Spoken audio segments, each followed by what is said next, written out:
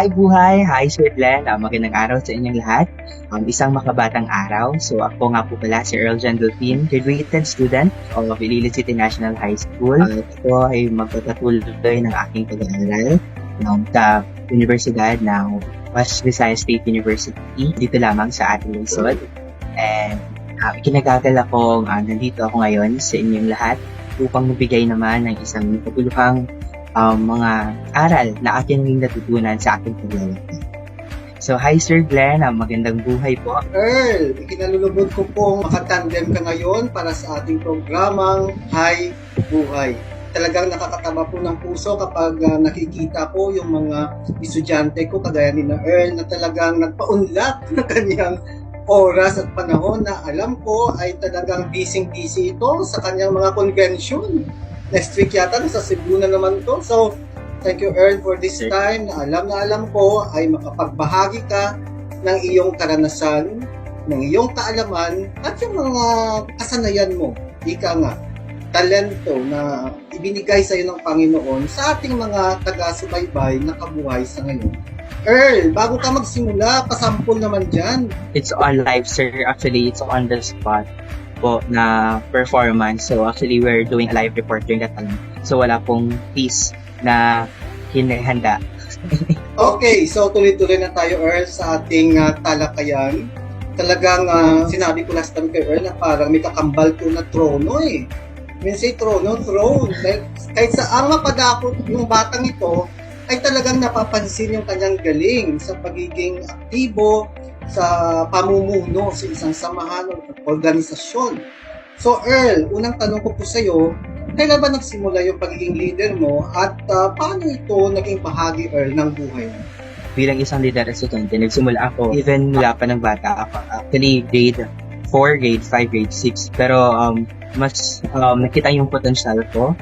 Nito lamang junior high school ako. So sumali ako sa isang organization which is the Supreme Secondary Learner Government, or known before as Supreme Student Government or SSG. So dito nahasa ang aking kakayahan, kaalaman at malinang pa yung mga potensyal na mayroon ako, at yun, dun po talaga nagsimula lahat. At hanggang ngayon, ikinalulugod kong masabi o makita kung gaano nakalayo ang aming narating or ang aking narating sa serbisyo sa aking kapwa, kabataan at sa komunidad. Sa halos siguro, so kung susumahin natin, 8 hanggang 10 taon na po akong nagsiservisyo sa ating mga kapwa mag-aaral o sa ating pamayanan. Yes, Earl, at talagang kung naalala mo noon yung sinabi ko sa iyo, ikaw yung batang walang pahinga. Dahil halos araw-araw ay talagang ang dami mong inaasikasong mga pangangailangan ng ating komunidad, ng ating paaralan. Okay, Earl, alam ko ang pagiging leader ay hindi lang po basta-basta. It's not an easy task to do, di po ba? So ngayon, alam ko marami tayong mga taga-subaybay yan na nais din, Earl, na magiging leader kagaya mo. Pero bago silang maging leader, ano yung maibibigay mong payo, yung mga pros and cons? Ika nga yung mga negatibo at positibong kanilang masaksihan, ika nga mararanasan kung sila ay nasa katayuan mo bilang leader. Kikita natin na bilang isang leader or bilang isang leader estudyante, hindi madali ang mga paglalakbay na ginagawa natin. So, uunahin ko na lang siguro muna, sir, yung mga kumbaga yung disadvantages ng pagiging student leader. Bago tayo dumako sa advantages, kasi sobrang dami ng advantages. Pero yung disadvantages, pwede pa nating bilangin. So, unang-una siguro is yung oras mo para sa iba at para sa sarili mo. Kasi minsan, hindi mo iwasan na kapag yung puso talaga natin ay nag-aalab na magserbisyo sa ibang tao, minsan nakakalimutan na natin din bigyang tuwang pansin ang ating sarili or yung ating mga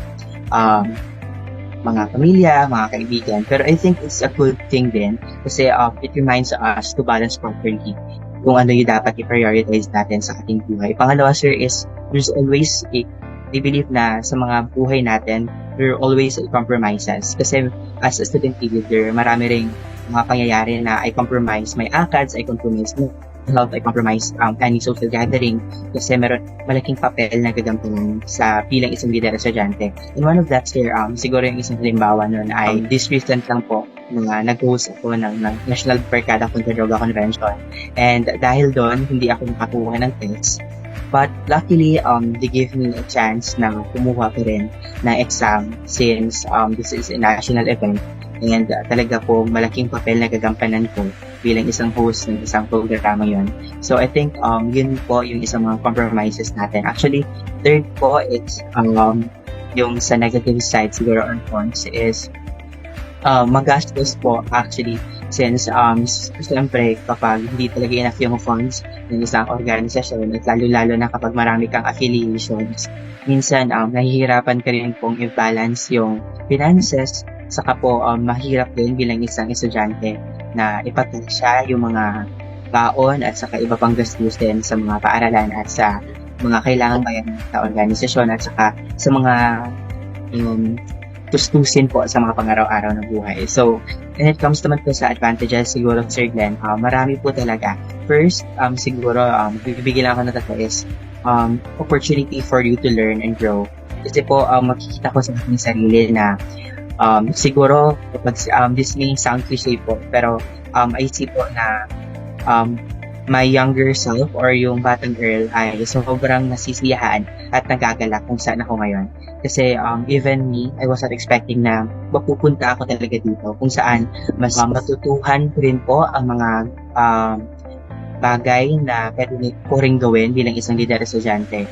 And opportunity po kasi po, luckily, I was able to represent our school and our region in various national events. At nakapunta po ako ng iba't ibang lugar. So I think that's one of the biggest cons po.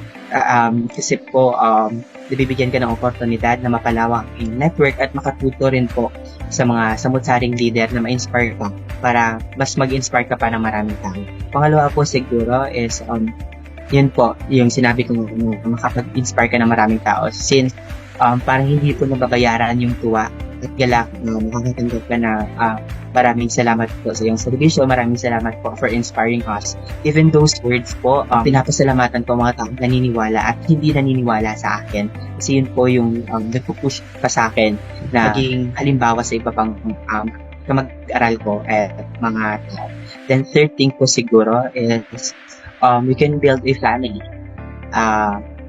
Family na magiging backbone mo since especially na in this world, we really need a lot of people na susuporta sa atin sa ating mga journey in life. And I think I found a family, not just only in SSLG, but also outside of those organizations as well as from my NGOs and other stakeholders din po na maraming suporta yung kukuha natin para sa isang cause na gusto natin mangyari sa ating mga tanungan. And I think po, if bibilangan natin, there's always a pros and cons in every situation. And I think we should always see those negative sides to move us forward and use those advantages para bigyang kabuluhan pa kung ano yung sitwasyon natin ngayon. So yun lamang po, Sir Glenn. Well, napakasarap talagang pakinggan yung mga binanggit mo bilang mga karanasan mo bilang isang leader. Kahanga-hanga ka, Earl. Lagi kita talagang sinasalutuhan ng aking kamay dahil nakikita ko na ang tinatahak mong landas ay nasa maayos at mabuti talaga. So, mga kabuhay, nabanggit po ni Earl na mayroon talagang saya doon sa pagsisilbi, paglilingkod po sa iba. There is joy in it, ika nga. Kahit na magastos, sabi niya, diba, nakakapagod, pero baliwala ang lahat ng mga yaon. Nang nakikita mo, yung pamayanan, komunidad na iyong pinaglilingkuran ay nasisiyahan, di ba, nakukontento, at naisakatuparan mo kung ano yung expectation sa iyo ng tao bilang isang leader. Kahit hindi naman masyadong perfecto. Kaya nga nakuha ni Earl yung yung TOSIA Award yung 10 Outstanding Student of Iloilo Award. Isa lang po yan, guys, kasi kapag isa-isahin ko ngayon yung mga awards niya, makakatapusin tayo ng oras. Ang dami talaga. Kasi sinabi ko na lucky pill talaga siya ng aming paaralan at buhat-buhat niya talaga yung tagumpay natin. Okay, Earl, hindi lang po ikaw nangingibabaw sa larangan po ng pamumuno. Ika nga. Itong si Earl, guys, mga kabuhay, bilang dagdag na kaalaman ay sumasali po sa iba't ibang kompetisyon at patimpalak. at laging umuwi din ng mga karangalan para sa aming paaralan. Earl, tanong ko lang, marami pong mga taga-subaybay na mag-aaral na gusto ring sumali sa iba't ibang mga paligsahan. Earl, ano ba yung payo mo sa kanila upang maging maganda, maging maayos, maganda yung preparasyon mo, paghahanda mo para magiging matagumpay ang iyong gawain? Mga kabuhay, no? Actually, thank you so much for that, Sir Glenn. A public speaker, a writer, a student leader, a campus journalist, and a researcher po. So, I was involved in various field competitions. So, from writing, speaking, and many more pa po. So, I think siguro po yung payo na masasabi ko lang is always get the opportunity or yung mga doors na binubuksan sa'yo. If there are people na kinukuha ka for that certain competition, or kung may sasalihan na may audition, never hesitate na ibigay yung best mo para sa mga doon. Kasi it's not about the ending or yung end result. It's about also the process. Kasi naniniwala po ako na hindi lahat, you should not always look on the reward but also on the journey that you've taken. Kasi po doon pa lang ay nanat ng mga aral na ating nakukuha. And in terms of preparation po, I think it's not that easy kasi po you became anxious, minsan hindi ka po nakakatulog talaga just to prepare for something. Pero your hard work will reap the fruit of your labor. At the end of the day, nanalo ka na para sa sarili mo. This may sound cliche po, pero it's a good thing. So it's not always na nananalo ka. Minsan natatalo ka rin. And those things will help you become a better person. That's who you are. Not just only excellent in that certain competition, but you also know how to lose because in losing you're also winning. Yes, exactly. Ako ay sumasang-ayon po sa iyong binanggit. Hindi lahat ng ating sinasalihan ay tayo nagtatagumpay. May mga pagkakataon talaga na tayo rin ay sumasablay. At tawag sinabi mo is a learning experience, yung bawat karanasan na iyong ginagawa. Earl, sinabi ko sa ating mga kabuhay sa mga previous episode na yung ating program, yung buhay ng tao ay para siyang pelikula. Mayroong komedya, di ba? Masaya, happy moments. Mayroong trahedya, nakakalungkot, nakakakaba o nakakatakot, at may pa-action pa. Pero yung apat na mga karanasang ito, specificong karanasan, pwede mo ba nga i-share sa ating mga kabuhay yung mga apat na damdamin o emosyon na aking nabanggit na iyong naranasan bilang isang batang ligo?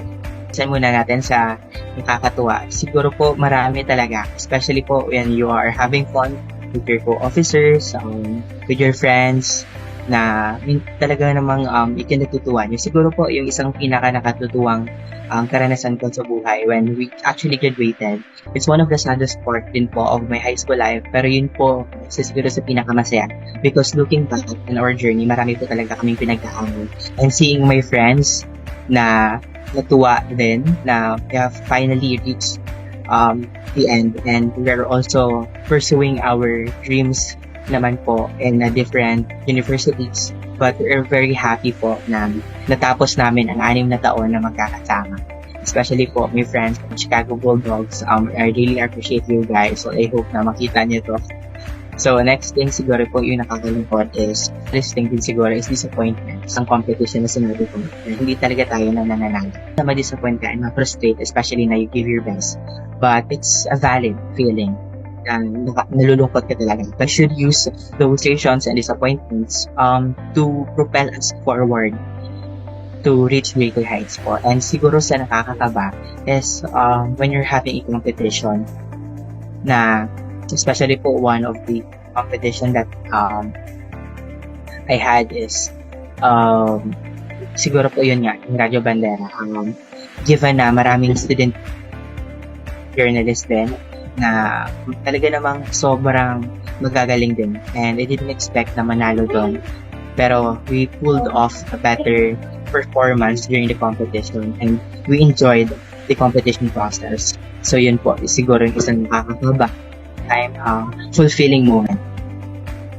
The next thing po is ang nakaka-action. Siguro po yung during the dinagyang po talagang ng warriors pa po ibang bahagi na miyembro ng ating tribo po or tribo sila. So, I think it's para talaga ako nasa action scene since nasa init ng araw or minsan magdamag. But we are very happy to serve our fellow City Hainons and those who want to bring the name of our school to the Iloilo City level po. So, yun lang po, Sir Glenn. Yes, Earl, happy to serve. Yun talaga yung tumatak sa aking isipan na masaya si Earl sa paglilingkod po ng kaniyang kapwa. Okay, Earl, dadako tayo sa ating letter sender. May nagpadala po sa ating messenger ng FB page na Hi Buhay na nagngangalang si Angel at nais po niyang humingi sa'yo ng payo tungkol sa kaniyang katanungan. Earl, pakibasa at tuloy-tuloy na ang pagbigay mo ng payo kay Angel. Dear Kabuhay, ako po pala si Angel, nakatira sa Villa Arevalo, Iloilo City. Isa po akong estudyante, hirapan i-balance ang oras sa pag-aaral, responsibilidad at pag-socialize. Bilang isang kaibigan at former Pangulo ng Estudyante ng City High, ano po ang iyong maipapayo? So, hi Kabuhay Angel, sigurado naman akong nanonood ka sa video na to. So, I think po, marami talaga akong gusto sabihin mga advices. Pero simulan po natin sa A. Isa po, let's start with your name. Angel na lang po para mas. So, A po siguro is active. So, practice active, especially listening of all your interaction, whether in your class, meetings, with your casual talking with your friends. Listen to understand rather than just to respond. Naiintindihan natin yung mga sinasabi, then just na magbigay tayo ng response. This builds us, help us to build stronger. Next advice, which is N. Nurture relationships. Because invest time in nurturing relationship. Huwag kang mahihirang mag-approach sa iyong mga kaibigan, sa iyong klase, sa iba pang mga tao because hindi naman sila mangangain. But know your worth then as well. Because building a strong support network will provide you with encouragement and assistance when you need it the most. Gagabay sa iyo sa iyong journey. Next thing po is G. So first is goal setting. Alam ko namang meron tayong mga BTE na gusto natin punit sa buhay and set clear, achieve attainable goals in your life because break these goals into manageable tasks na kahit halimbawa isang simpleng task lang na gusto mong makamit ay at least ito nagagawa isang productive thing and that will bring you to another next step na ay mas gagalingan ko pa, mas huhusayan ko pa, at mas gagawa pa ako ng ganito, ganyan, kasi na-achieve ko yung ganito. So, mayroon kang sense of fulfillment at the same time, sense of responsibility na mag-fulfill ka ng maraming tasks. Next thing is efficient time management. Lagi itong sinasabi ng ating mga kung sino pa na manage your time effectively, but it doesn't that easy kung titingnan natin. But if you will develop your time management, prioritizing things and yung mga bagay pa na gusto mo magawin sa iyong buhay because especially meron kang planner because this will help you organize your schedule, yung mga need mong tapusin so that you should hindi ka magkakram sa mga need mong gawin at makakomplete mo yung mga tasks mo as soon as possible. Learn is huwag kang mahiyang matuto because you're always once a beginner. Huwag kang mahiyang maging beginner sa isang bagay kasi po bago naging magaling si Manny Pacquiao sa pagbo-boxing, naging beginner din. Bago naging pangulo, yung mga leader natin, they became also in the lower position. So, do not be afraid to be achieve things. Never stop learning. Opportunity to learn at makatuto ng mga bagay-bagay. Always go for that opportunity. Talaga namang makatulong ang pagiging active, pag-nurture mo ng iyong relationships. Third is goal setting, effective time management, and learn sa iyong buhay. So, I really look forward, Angel, na makamit mo yung mga mitiin mo sa buhay, and I hope na continue as well to do great things and maging inspiration ka rin na maraming kabataan. So, yun lamang po, Sir Glenn. Well, okay. Batang-bata ka, estudyante ka, tingnan, ngunit mag-isip. Malupit. Ang galing mag-isip. Okay, thank you so much. At alam ko si Angel na nakatutok sa ngayon ay talagang nabigyan mo ng magandang payo at naway masunod niya ito upang madala niya habang siya po ay nag-aaral sa kanyang paaralan. Okay, so ito po ay mabilisan, fast talk tayo. Ang tawag po dito ay fill in the blanks. Okay, Earl, ready tayo sa number 1? Diretsuhin mo kung anong papasok sa isipan mo, go ahead. Kapag ako ay mananalo sa loto, ako ay blank. Kung ako ay mananalo sa lotto, ako ay papayaman palalo, bibili ako ng mga, mag-i-invest ako para continuous po yung income na darating. Okay, proceed. Ayan, maganda, investment. Number 2, ang tinitingala kong leader ay si blank. Lenny Robredo. Okay, next. Natatalo ka, Earl, kapag Kulang sa preparasyon at hindi mo talaga oras ang iyong ganong kompetisyon. pinaka-espesyal sa araw mo, Earl, ay blank. Ako ay pinanganak kasi it reminds me na new start and new beginning as well as new opportunity na kailangan mong i-take. Okay, next, fill in the blanks, Earl. Kung bibigyan ka ng kapangyarihan na bumuhay ng patay, sino ito? At anong sasabihin mo sa kanya? Siguro po, actually, there's a lot of person that comes into my mind, pero hindi na po ako lalayo. Siguro po yung lolo ko. And because I really admire him the most, especially on how he was managed, he was take care of his family, and sa mga kwento po ng ating mga magulang, he's really an inspiring person, and he's one of the person that I look up to. Ang sarap talaga, family-oriented talaga yung ating bisita. Next, last question at Earl. Kung ikaw ay isang tuhod, anong sasabihin mo sa isang malaking ibon na gusto kang kakainin? Sa harap ako ng isang malaking ibon na handa akong kainin. Siguro yung sasabihin ko ay, ibon, bago mo ako kainin, hayaan mong ipaliwanag po ang halaga ng bawat maliit na pagkabuhan. Bilang isang leader at estudyante, tulad ko, bawat maliit na aksyon ay may malaking epekto. Ang bawat pagsisikap na ginagawa namin ay hindi lamang para sa aming sarili, kundi para sa kapakanan ng buong komunidad. Ang mga proyekto at inisyatibo na pinapagana ko at pinapatupad namin ay katulad ng mga dahon na kinakain ko bilang isang uod, nagdadala ng sustansya at paglago sa aming paaralan o sa aming komunidad. At kung ang ibon ay magpapatuloy sa kanyang layunin, sasabihin ko na ngunit kung ito ay kapalaran at ako'y magiging bahagi ng iyong paglalakbay, tatanggapin ko ito ng buong puso. Bilang isang leader estudyante, natutuhan ko ng bawat sakripisyo at may mas malaking layunin. Ang aking buhay, kahit gaano ito kaliit, ay magpapatuloy sa pamamagitan mo. Sa pagkakataon na sa paglipad mo at ng bagong ideya o proyekto, ito ay bahagi ng iyong tagumpay. Kaya kainin mo ako ng may pagsasalamat. Dahil sa aking kamatayan, ako'y naging bahagi ng mas malaking misyon para sa ikabubuti na lahat. So, yun lamang po, Sir Glenn. Maraming salamat po. Wow, Earl, talagang likas na talaga sa iyong pagiging leader.